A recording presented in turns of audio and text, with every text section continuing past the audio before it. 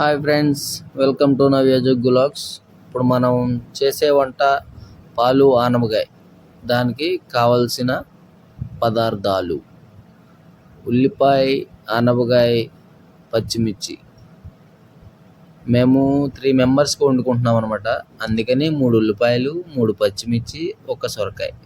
ఉల్లిపాయలు సన్నగా కోసుకోవాలి. అలాగే ఆనపకాయ కూడా ఉడకదు కాబట్టి చిన్న చిన్నగా కోసుకోవాలన్నమాట. నేను కొన్ని పెద్దగా, కొన్ని చిన్నగా కోసాను. మీరు ఇంకా బాగా చిన్నగా కట్ చేసుకోండి.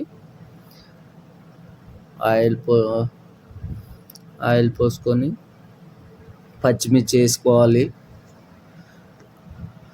మీరు ఎలా కోసుకున్నా పర్లా పచ్చిమిర్చి. తర్వాత ఆనియన్ కొంచెం బాగా మగ్గేంత వరకు ఉంచుకొని తర్వాత ఆనపకాయ ముక్కలు వేసుకోవాలన్నమాట. ఆనపకాయ ముక్కలు వేసుకోవాలి. అది కొంచెం అలా మిక్స్ చేసి కొంచెంసేపు అలా పెట్టుకోవాలి.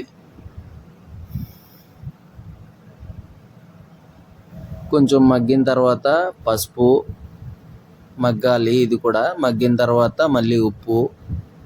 ఇది కూడా కొంచెం అటు ఇటు మగ్గి కొంచెం మూత పెట్టుకోవాలి. మూత పెట్టుకుంటే కొంచెం మనకి ఆవిరితో బాగా మగ్గుతుంది అనమాట.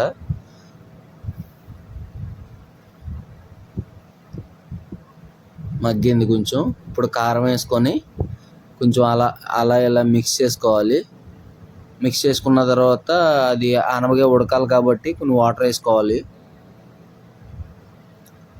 తగినంత వాటర్ అనమాట. వాటర్ పోసుకొని ఆనపకాయ ఉడకాలి కదా, కొంచెం గట్టిగా ఉంటుంది అనమాట. ఇలా దగ్గరగా ఉడికిన తర్వాత పాలు పోసుకోవాలన్నమాట.